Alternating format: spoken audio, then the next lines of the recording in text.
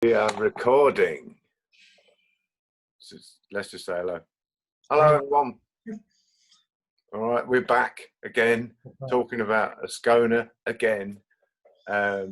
This is sort of a part two to our original Ascona video. Yeah. And we're going to try and dive a little bit deeper into some of the ideas at Ascona, how they might have come about, things that sort of progressed, ideas that were in the culture, the European culture, and progressed and maybe provided a ground for some of the things that then went on at Ascona. So a bit of context and a basic overview of how it grew and began. What ideas historically leading up to that moment and having an influence on what went on there.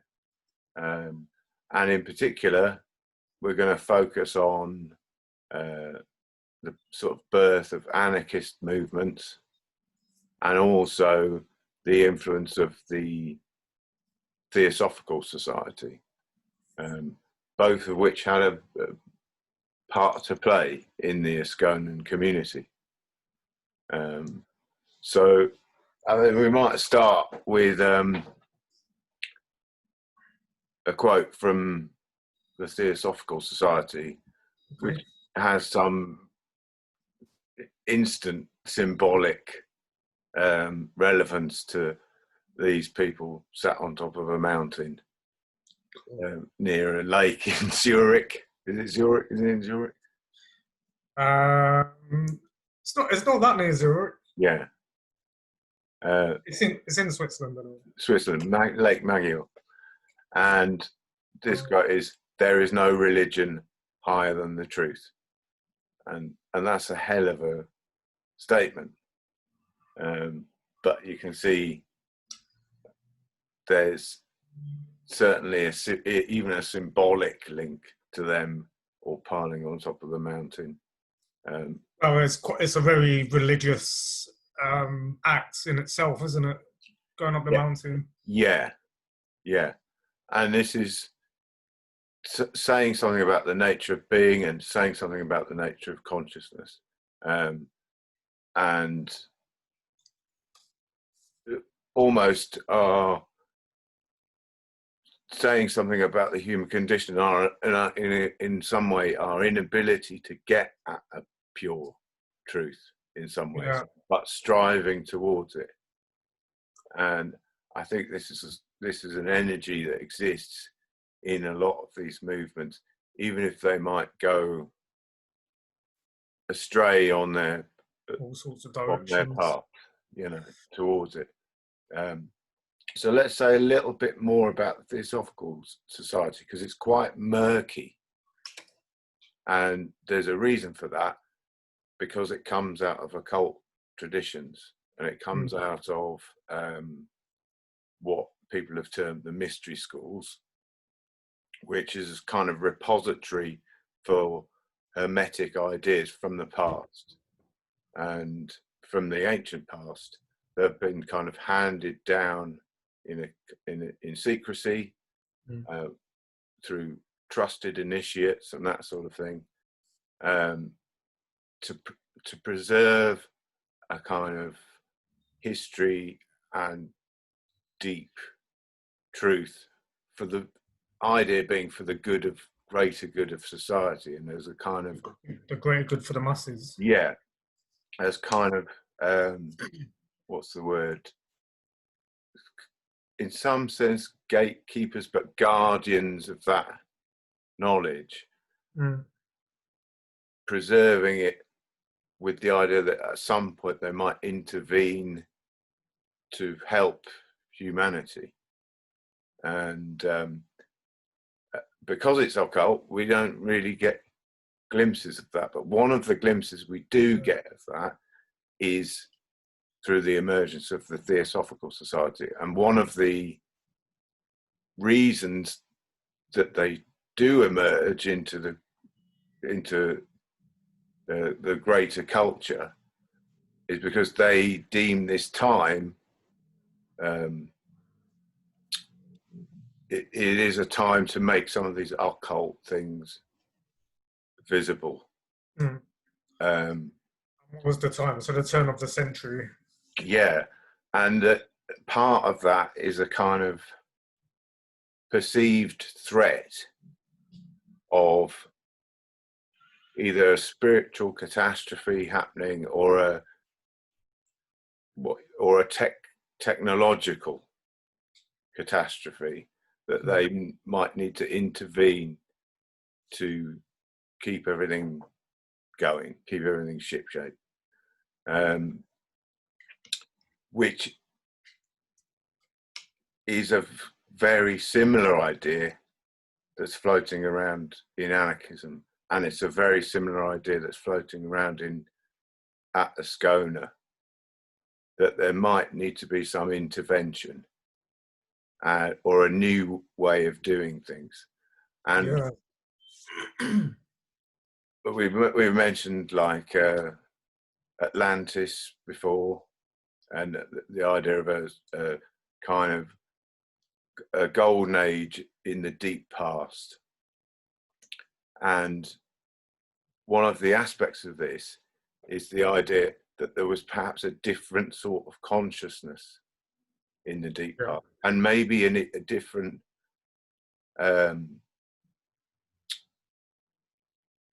almost a kind of technology of consciousness, like a superior technology to the modern day that somehow uses an aspect of consciousness that's become lost. But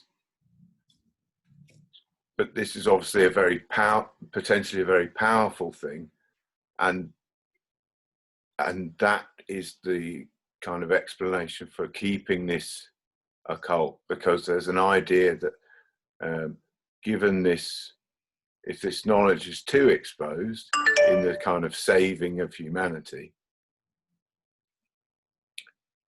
might not be able to handle the power of that revision of consciousness. You can't handle the truth. Yes, it's very much that. But in doing so, you obviously see this like a territorialization of knowledge. Like, we are the superior ones who are intervening. We are the ones from the top of the mountain coming down. Everyone's got to be superior in their enlightenment, in their own area. We view ourselves as the ones to intervene, and all wrong, all correct.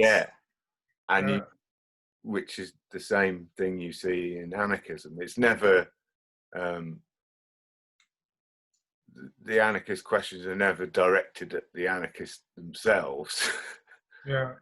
It's always, there's them others. We need to go the others, change what they're doing. Seems to be a lot of that in the modern world at the moment.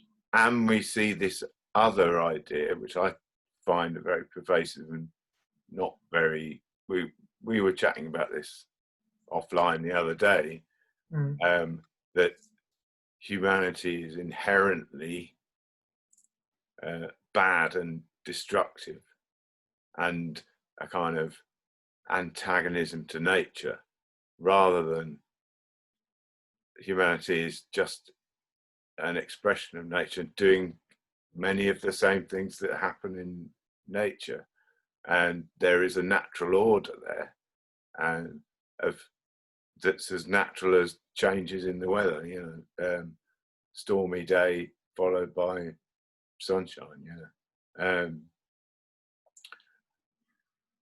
But there's this desire to intervene, and that's something that these two spiritual and political forces in the run-up to Ascona both share, but they seem to be already on the path of diverging. Well, they're two quite different things anyway. I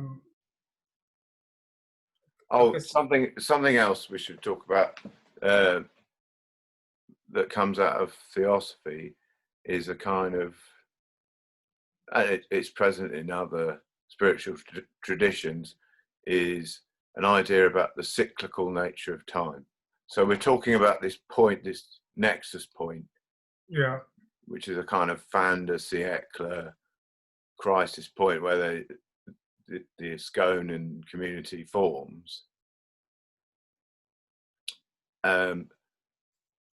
There is this cyclical nature of time idea in Theosophy, and like a time of awakening, or like a time of hardship and then enlightenment yeah, and stuff that like there that. will be these events, Yeah, there right. will be these crisis points, these Yeah, sort of revolutions, and then reaction to the revolution, and then the rebuild, and yeah. so on. You know, it's common in the idea that history Repeats itself. repeats itself, and Yeah. but this is more of a sort of deeper spiritual take on that. That there are these sort of recurrences, and these are kind of energetic moments when you can kind of glimpse something deeper. Yeah, There's also the potential for these things to be corrupted at the same time. That kind of like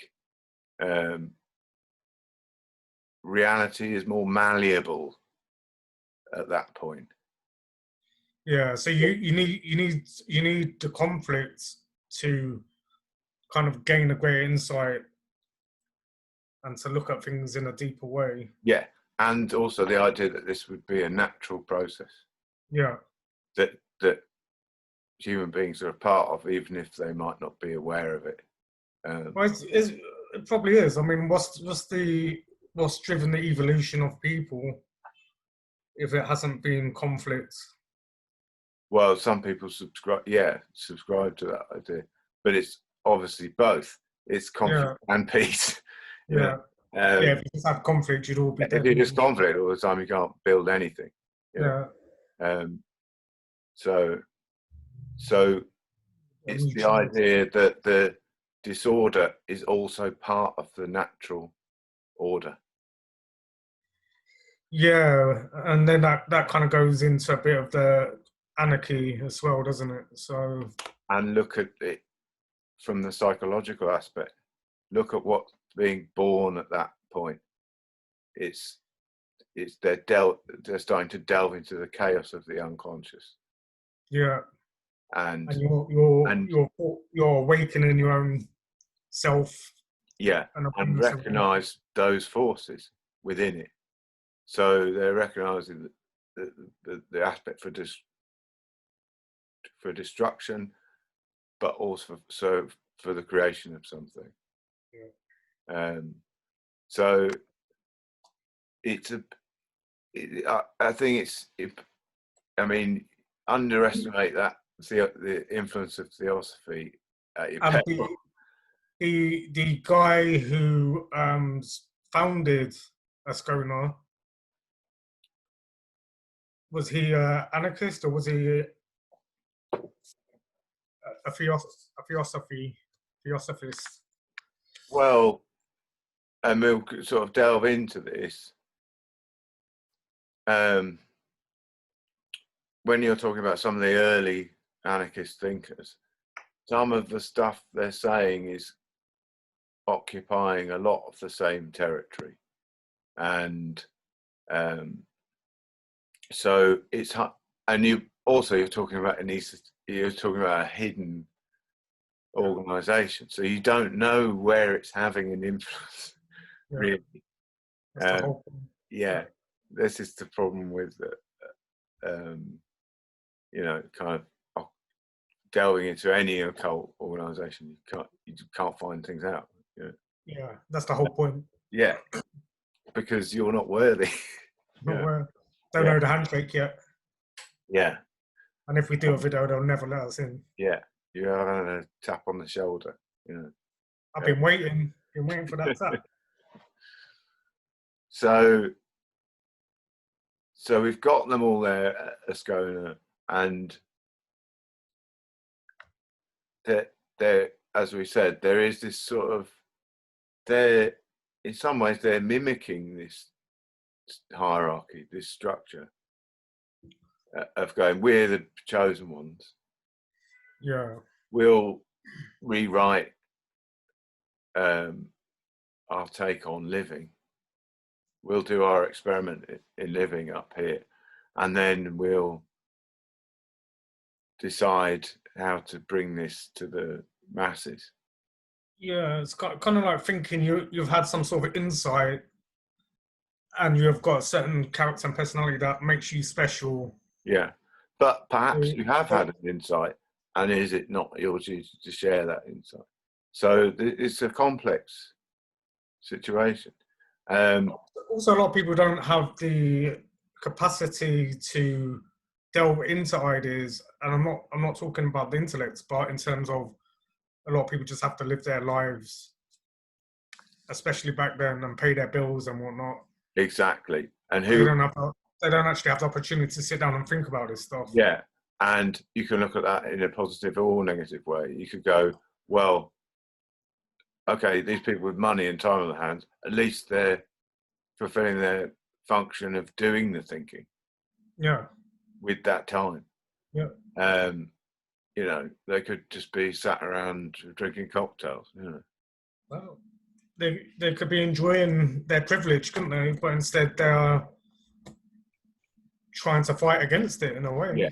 And we can be queasy about this idea, I think rightly so, of territorialized knowledge and people going, well, here, have a crumb from the table, you know, and we're the elite.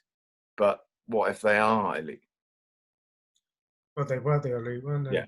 So, or expressing some aspects of it. And also, you know, I mean, this idea has been around an awful long time. I mean, you've got Plato's Philosopher Kings. Yeah. You've got, it's when I see that symbol of the mountain there, I'm reminded of Moses. And, yeah, Moses is probably the most obvious.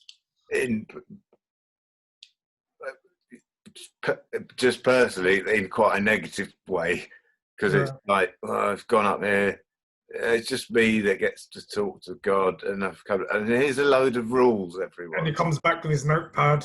Yeah. Oh, I'll go and get some more. There's some more rules. I'll go back up there and get you some more rules. You know? Get you some rules. This is what God said.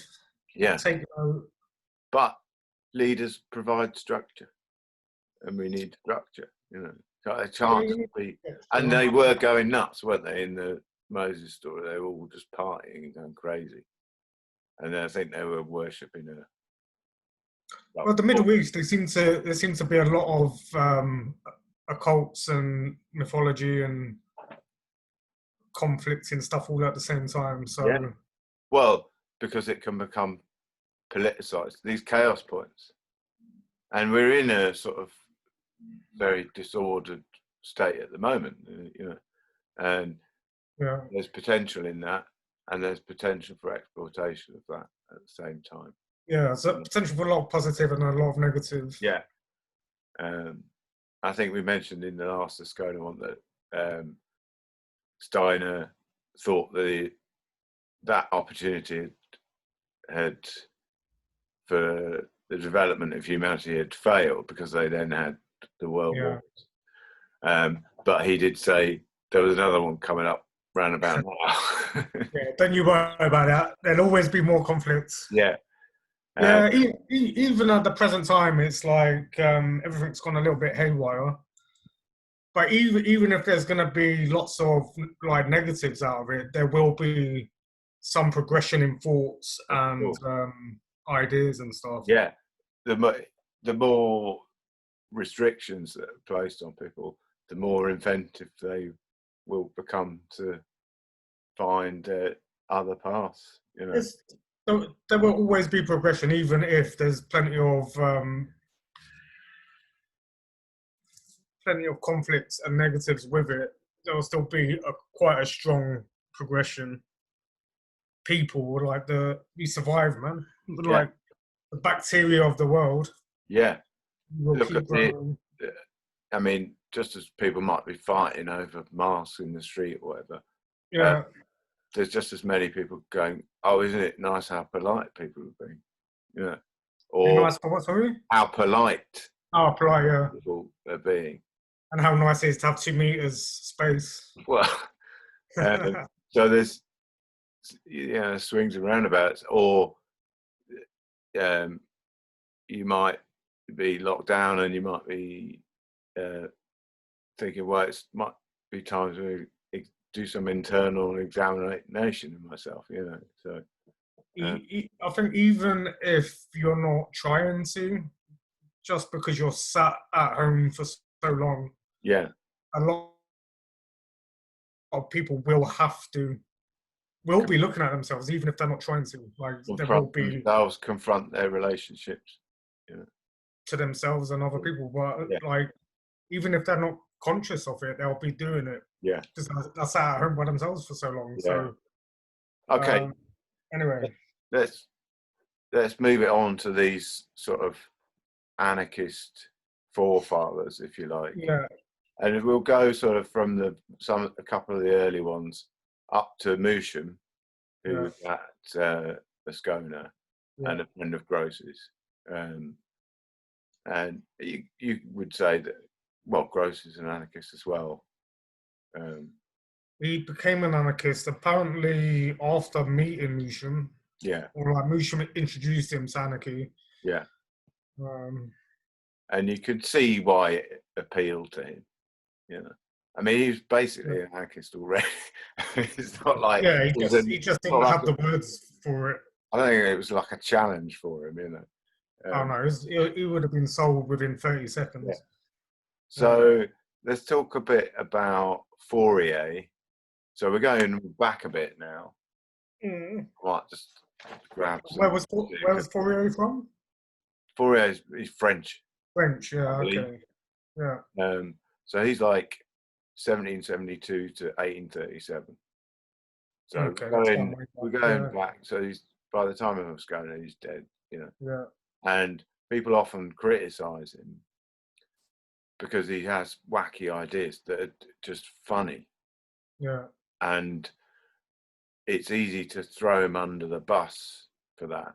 And some of these ideas are just bizarre. And he himself is attempting to rewrite society and the structure of being. And at times it can be very fanciful. And did he have an influence on Karl Marx?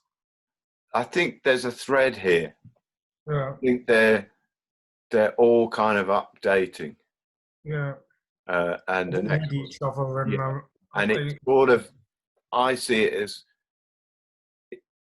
at its beginning it's quite open, and I have some sympathy. I actually quite like Fourier personally. Yeah. I have some sympathy with it because it still has an imagination about it, and it isn't, and even a mysticism about it, and it hasn't yet sort of crunched down into just this tiny political dogma. Yeah. It ends up at. It's opening up to ideas, and it's open. However batshit Fourier's ideas are, and they are.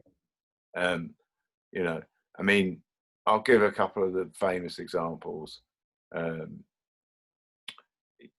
He basically, if you think of Fourier like that drawing on the Jehovah's Witnesses pamphlets, where there's a sort of paradise on earth. Yeah. And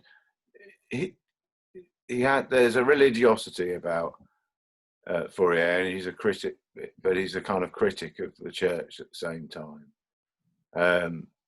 But it's this he thinks he might be the savior of humanity if only everyone did his weird ideas, you know. And you see the echoes of this in Ascona. You know, you could see the echoes of this. And Fourier is all over the place, and he takes in all that, because he thinks, well, if I'm going to redraw everything, I have to look at every aspect of life and kind of redraw it, you know. Yeah. But he does have a sense of a natural order. So he has this in common with the Theosophists, the Theosophists sort of come later, but he has this in common with them. But his version of nature, his sort of paradisical version of nature, is quite bizarre. You know, it's like he has this idea that human beings, and this is a very religious idea, it comes out of Gnosticism. Human beings are kind of blight on the planet. So he doesn't really include human beings in nature. So he's there touting the natural order. It's the that's where I'm getting to myself at the moment. Yeah. And a lot of people will be in this space at the moment. They'll be going, "Oh, people are awful," you know. Yeah. But they're great as well. Yeah, there are some great people. Yeah. So he had this a couple of ideas. If his version of reality could be brought about, animals would suddenly become friendly. Like aggressive predators would suddenly become friendly. Like the lion whisperer. Yeah, and you'd get, and you see this on people. This idea is resurgent now. Yeah. And you know, at these crisis points, everything's in flux, and you see on the YouTube videos, you'll see like a lion with a duckling or whatever. Yeah. They're massively popular, these videos, where you've got with a kitten. This sort of island of Dr. Moreau Frankensteinian pairings, where you've got, oh yeah, the snake is friends with the Dr. Dolittle. What, you know, and you know, there's a million people have liked this video, and there's hundreds of them. You know. It's slightly complicated because there's no real answer. Like some people think with people who aren't very nice, if you're just nice to these horrible people, that will pacify them and make them nice people. They're just hard done by people. And for some of them, that will probably be true. But it won't be for everyone. So, you know, be prepared to get bitten. Yeah. By that lion. Yeah.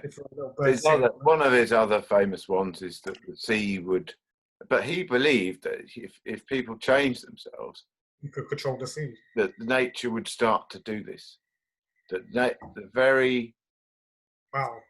But that's kind of like putting people as the center of the universe. It is. And everything is rippling around us. Yeah.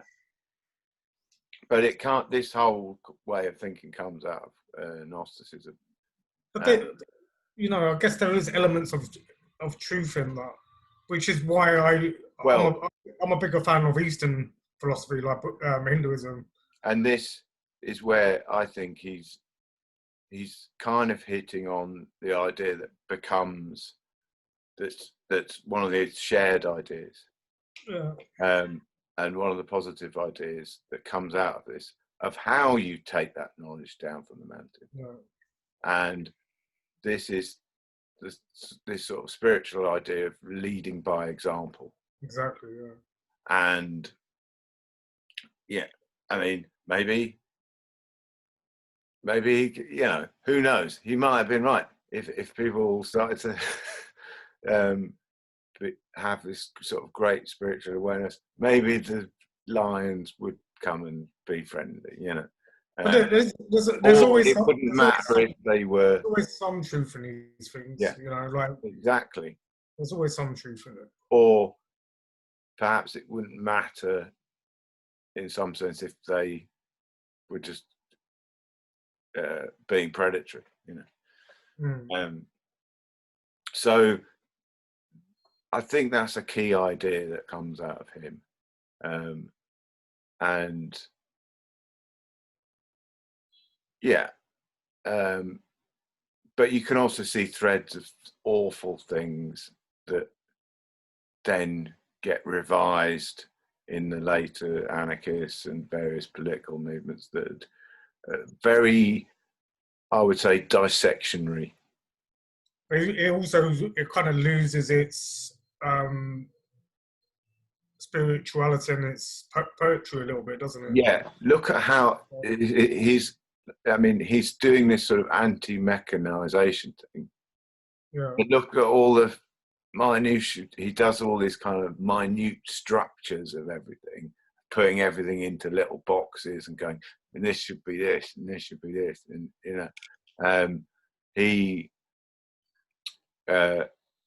came up with the idea of character types as well. Oh wow! Okay. And I think he wrote a lot. I mean, it's just riffing, basically. So he's got this kind of anti-industrial, anti-mechanization thing, but then his response to it is really mechanized, you know. And he's going, well, there's 810 different types of people. Are there? Are there? Hey, Fourier, yeah. And you'd make a good fiction writer. I thought there's only 7 stories or whatever. So yeah. But then there would be prescribed roles for each. Look how restrictive that is, you know. But he lives in a world that's so far more restrictive than we are. He can't even see an unrestricted world. Yeah, he can't even see it in a way we can. He's in sort of the nexus point of the Industrial Revolution and the power of the church. What he's seeing is amazing at that time, but it's so restrictive and closed, really. And that's what the thing I most like about him is his imagination. Yeah. Which the imagination aspect of these anarchists gets less and less and less as they progress, you know. Less and less interesting. Yeah. So the next one we can mention is Proudhon. So he's 1809 to 1865. And where was he from? I'm not sure. I don't know. Maybe you could look it up while I'm whittering on. I'll look it up. Yeah. So his property is theft. Okay. So, property theft. Or it's attributed to him. Rather ironically, he nicked it. Where did it? Yeah, well, you know. Yeah. I like that. Well, it's all theft. Irony, yeah. It's all theft, so I can just steal it, right? Everything's theft. Yeah. So, well, nothing belongs to anyone. Better off. I can just nick. There's no such thing as theft, but all property is theft. I mean, you start to see the logical contradictions. And he nicked that from a guy, Brissot, I think. So I'm going to guess that Proudhon is French as well, but I can't quite remember. Sounds French, doesn't it? But have a quick look. Because a lot of these guys are French. Yeah, there seems to be a lot of French and a couple of Germans in there. Yeah. Mainly. Yeah, so he was from France. Ascona, France, died in Paris. Yeah. So, and he predicts the communist tyranny that happens later. So some of these guys aren't for communism, they're for the individual. But that gets eroded and eroded and eroded into collectivism later on. So, and some of them are for the sovereignty of the individual, and these are crucial things. in the birth of anarchism that just get lost. So yeah, but we start to see with Proudhon this idea, you know, we're talking about how you bring your ideas off the mountain, and we start to see the idea of kind of coercion coming in. And so my idea is so brilliant that I need to not just act, but I need to actively coerce people towards my idea. And well, it's quite powerful when you think you have a knowledge and an insight. And we see this everywhere in the world. Everywhere, yeah. It's you know, like who was Jesus? Yeah. You know, if he was real, he was just some guy that thought he had an insight greater than everyone else and had to go and tell everyone. But there's a difference between proselytizing and active coercion. Yeah, right. And of course, you should speak your ideas. Yeah. But there's a point, and it refers back to something we were saying earlier, which is where does that justification come from to literally force other people? So you're doing away with personal sovereignty. You're doing away with the autonomy of the individual. You're going, right, my idea is better than that person. Yeah. We need to politically enforce this. Yeah. And then you'll often have people disagreeing with that sort of behavior on the other side and then doing it themselves. As a reaction. Their ideas are spirals, yeah. And it spirals in a defensive sense, yeah. But the foundation for this is in that idea that humanity is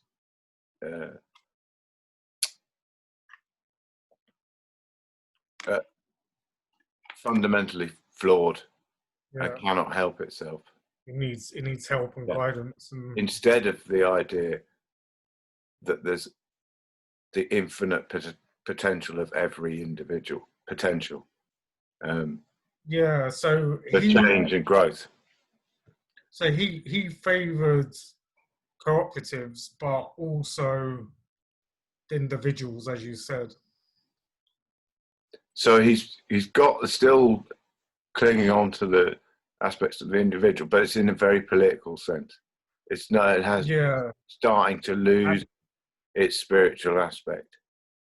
Well, he becomes part of. He joins the French Parliament, so maybe he loses something there. He also so it was Karl Marx who was in communication with him, so they were writing letters to each other, so they influenced each other. Yeah. And then they fell out because he was a critic of the communist project. Yeah, he wasn't a fan of what Karl Marx and his little group were doing. So well, a lot of these guys are kind of syndicalists or early syndicalists, so that they don't like big government. So they believe in like small autonomous communes in that sense, you know. And what do we see again? Ascona. It's a small unit where everyone knows each other, and that's not to be underestimated, you know. Rather than sort of sitting in your basement going, well, mine is we need to just change the whole world. The people I'd never even met, you know, who may have an entirely different spiritual tradition and culture, you know. Yeah, well, I suppose in Ascona you had people coming from different parts of Europe. Yeah. So you'd have a different energy, a different knowledge. But it's small. It's small. Of course, it's very small and it's very selective. And I think it sustains itself because it's small as well. Because often when these movements try to get large, they kind of burn themselves out in a revolutionary sense, and we kind of see that with the Russian Revolution and the Second World War. Well, First World War and the Second World War, Wow. So then we've got Kropotkin, who's a Russian, and weirdly was sort of within the communist fold, but still a bit of a critic of it. I also believe he was, I'll have to double check, I think he was in dialogue with Musham. Right. By letters or right something at one point. Well, let's just go straight on to Musham, because he's the real deal, isn't he? Well, he's the Ascona guy, so he's the refined anarchist by any means necessary. Let's go smash shit up. You know what I also love about him is that he looks like Otto Gross. Yeah. If you made Otto look even more of a mess and even crazier than he was, and then that's him. Yeah. He's the crazier version of a crazy man. Yeah, he's the product, and all these guys, they're furiously writing pamphlets. A lot of them admit that they don't read things. They're just, it's almost a sense of pure action. Yeah. And that it's important to think that see that chaos on the Times as a kind of engine for that, and we see it now. And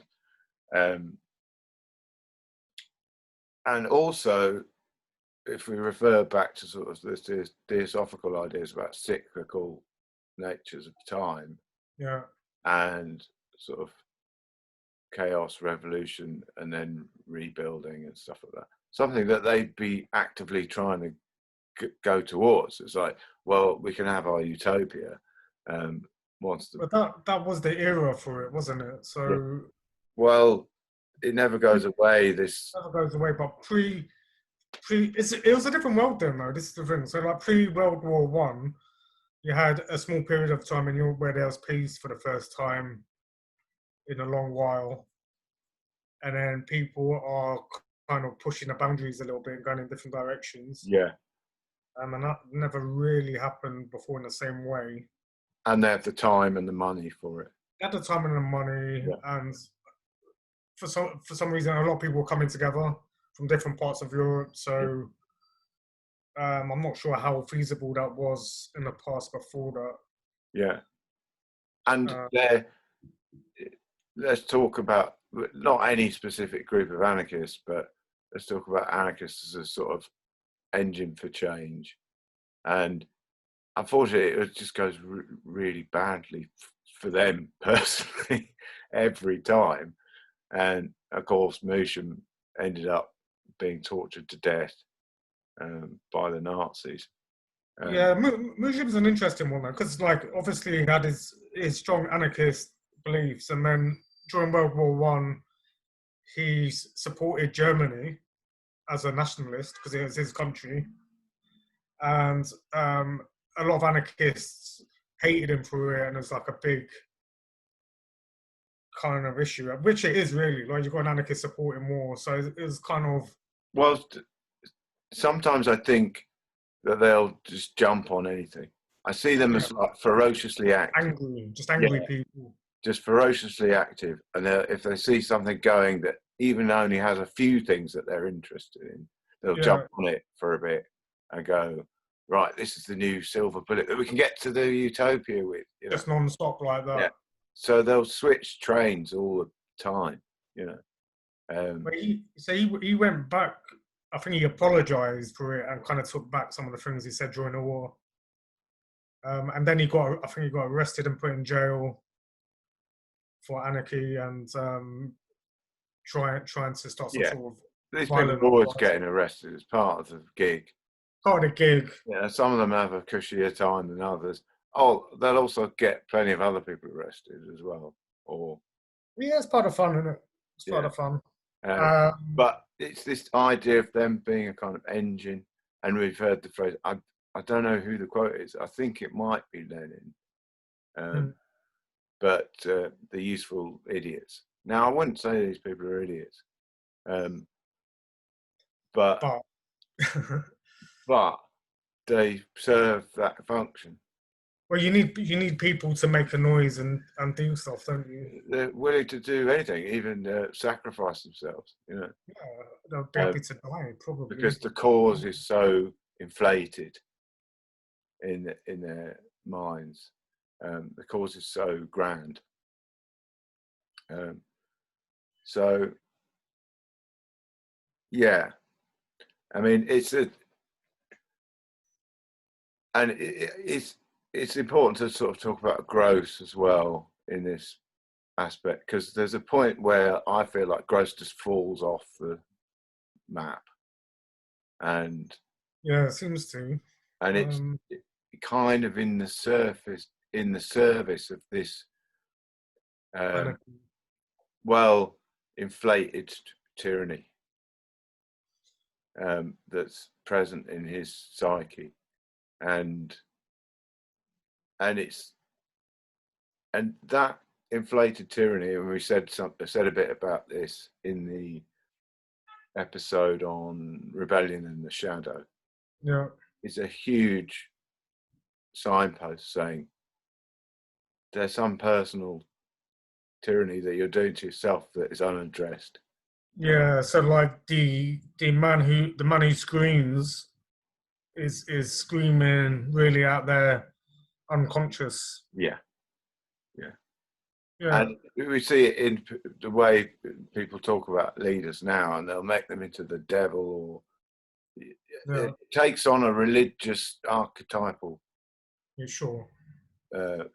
mold, like they're the worst person ever, or the best, yeah. And this is all great internal. It's a great internal need for something. Yeah, and this is all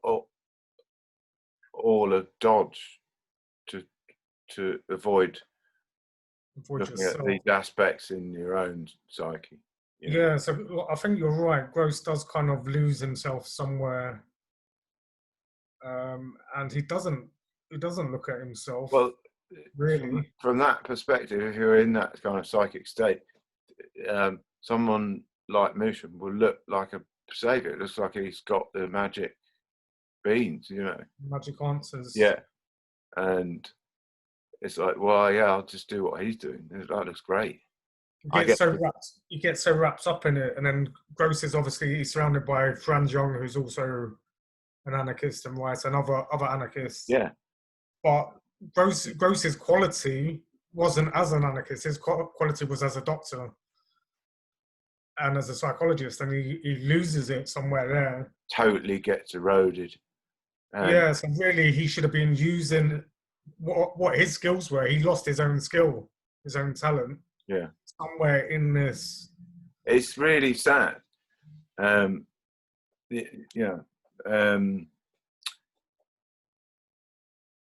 Yeah, and but he could have had a lot to offer. So now, obviously, Carl Jung took over from Freud, generally speaking, in terms of what he offers in ideas. But what did Gross kind of, like you said, he went off a cliff edge, and like he could have had. We could be sat here with a book of Gross's ideas. Yeah, but we should also critique psychoanalysis itself for having some of these kind of utopianisms in it.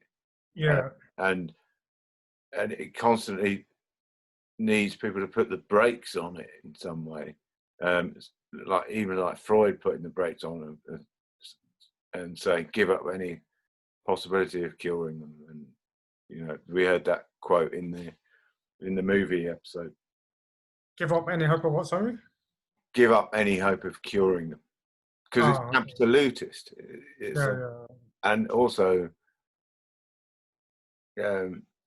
it's a sort of utopian goal. Mm. I mean, you might be able to help people, but you know, I mean, who's cured? Is there anybody who's immune to disease or any disease? You know, Or nobody. Psychological or physical. Yeah, yeah, harm. No. yeah. And also, what would that world look like? So with a lot of these utopianisms, it's like, are you sure you really want that? You know, like even the Fourier ones. I mean, they're so sort of elaborate, but yeah, I can't even really visualize it. Yeah, a world without conflict. Are you sure? You know. Then you see this sort of like this H.G. Wellsian world of the Eloi, where you have these sort of aesthetes who are constantly tired because everything has been solved, and maybe it's impossible, because if you get to a state where there's no conflict, then everyone will forget about the causes of conflicts, and then eventually there'll be conflicts again. Like, people will just forget. No, they'll become anarchists. They'll smash something up for something to happen, just to break up the boredom. Yeah, and that may be one of the engines of, I mean, what's happening in our Western society at the moment. You know, it's like, well, do things just get too comfortable? No, okay, that's another way of looking at it. Yeah. So, right, I'll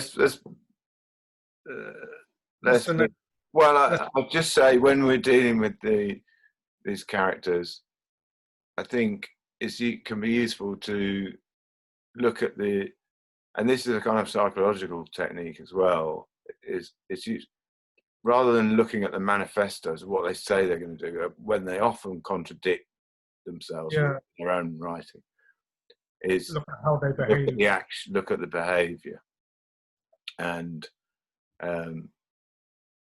look at where those dehumanizing steps are made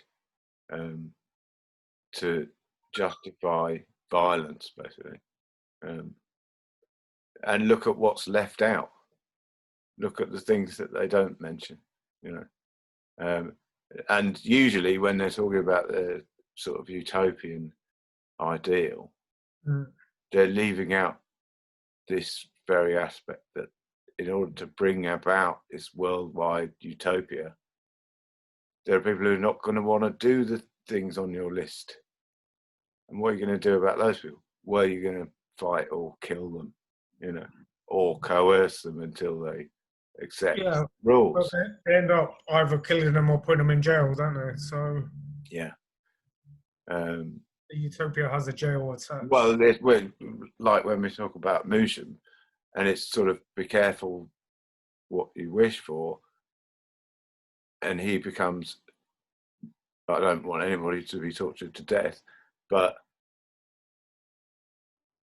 well, if the boot was on the other foot, he'd be torturing somebody else to death, you know. Yeah, but this is why I've kind of, I don't like the idea of revolution anymore, because someone has to be in charge. Yeah. And then whoever's in charge, you have to trust them. And nearly everyone has weaknesses. You know, whoever's in charge is going to do something wrong. So sometimes the devil, you know. So you're not happy with what you got, but be careful what you don't got. But this is all an aspect of having no one in charge in here. Yeah. And if you can't take charge of in here, how can you even recognize who's in charge? Yeah, so how can you even know what leadership is? So you need to look inside, inner work. Yeah. If you don't know any of those aspects within yourself of tyranny or true leadership, or you're never going to be able to recognize it in the world. In fact, you'll call a true leader a tyrant, and vice versa.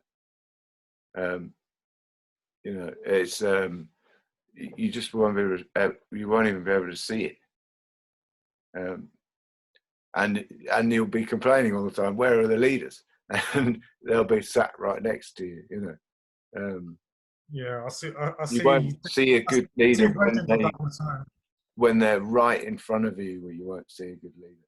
I see versions of that all the time. But how many people look within themselves? You know, like most people are looking externally and complaining. Yeah, I think the point is, and it's something, one of the positives that comes out of Ascona is that they even, that idea even comes up, you know. Yeah. That there's possible new ways of looking internally, you know. They're looking at everything on it, so externally, internally, and then they're mixing anarchism and stuff all together, and then that's been spread out by the people who were there, so they're in their own different fields. Yeah. So if you look at how it actually influenced stuff, I mean, it did. I think that's going to influence quite a lot. Yeah, I think one of the best things was the reintroduction of some kind of mysticism, ritual. Yeah. And back to nature. And body awareness. Body awareness, yeah. Which, and a lot of this stuff we don't have in the West, do we? So, like, I've been to India. We hadn't known. We had it in the distant. We had it way back, way back. So, like, when I've been to India and I've been like most people are Hindus and stuff, the way they look at things is very different to how we do generally in the West. Like, we're looking at them for answers. Yeah. So, and in Ascona, they were looking way back to try and find some of that spirituality or connection with stuff, which have been lost in industry and war and through repression, through making the body taboo. Yeah. You know, and so the nudism is important. The expressions of sexuality are important. The dance is important. The refeeling of every sinew and cell in the body. Yes, it's quite amazing, really. Like, if you just think there's like a bunch of these hippies that go on a hill and dance freely, that doesn't really capture it. But like the way you've just explained it, you've got the nudism and the freedom of movement. Yeah. And all the philosophy and the psychology going on together. Yeah. And it might sound like I'm attacking communitarianism or collectivism, but in that small context, you can see nothing more natural. You know, it is like a small tribe or a village or a large family, you know. And I mean, I think there are wonderful things that happen there, and we get the birth of some psychoanalysis out of it as well, you know. I think there's a lot of positive. It's transformative, yeah. As a lady on Instagram the other day or last month, I put up a couple of pictures of the dancing, and she's a Jungian dance therapist. And you can't tell me that doesn't directly come out of Ascona, because it does. Yeah. You know, that comes out of Wigman and Larvin. That comes directly from them. Yeah. And that comes directly from psychology and anarchism that was there as well. So it's all mixed together. And possibly out of Theosophy as well. All of it, all of it. That's all mixed together. So people are directly influenced today in a positive way, without a doubt. Right, I think we've covered quite a lot there. Is there anything else you want to talk about?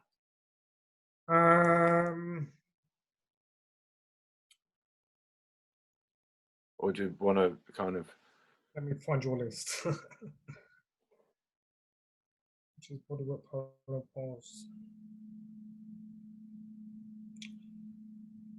I think not too much. I think like the biggest thing you kind of said is what you've just come to there, like the benefits and what's so great about it. Yeah. And that needs to be recognised. And I'm kind of seeing the influences more and more every day myself. So you've got the art world, the literature world, but also the schools. I can't remember the name of the schools, which are Montessori. the Montessori. So that comes out from Ascona, doesn't it? It's influenced by it. Yeah, it's coming out of Steiner. Out of Steiner, and then you've got things like art therapy and dance therapy, and reconnecting with nature. So there's all these ideas from this very small family or village, as you said, coming out, and a lot of people don't see the connection. Like they might be working in them fields, but they don't even know themselves. So it's like we're connecting that influence now to the modern day, and it is quite amazing. Yeah, just look at how many people are growing their own food. Yeah, and eating proper food. Eating proper food, and you've got look at the, just the influence of that. Just influence of that, and you've got the nature boys in California, and then it becomes the hippie movement. Yeah, that's all influenced from Ascona. Look at everybody. You look at everybody in the lockdown going, "I want to go outside. I want to go. Yeah. I want to go to a park. I want to go and experience nature." The countryside. Yeah. So it's still there, and it'd be interesting to see if any other kind of parallel modes of living come out of this crisis as well. I'd be very surprised. I'd be very surprised if they don't. In a more holistic sense, you know, not just everyone at each other's throats or whatever, or those people over there are awful, you know. Well, it seems to me that we're going to have both. Yeah. So we're going to have a much more holistic way of living. I think you're right. And then there's a lot of angry, ignorant people who are just projecting, basically. They're not looking at themselves. They're just projecting all their anger and issues out of the world. Yeah. That's getting worse rather than better. But the tyrant over there rather than the tyrant in here. I see it so I see it so often, and it seems to me it's getting worse. But at the same time, this situation has definitely focused our minds and our appreciations and our desires. So we're going to have a much more holistic life going forward. A lot of us, anyway. And we're not going to accept some stuff and ways of living that we've had. Yeah. So we'll see, you know. But like we need a bit of conflict to keep us going and progressing and questioning.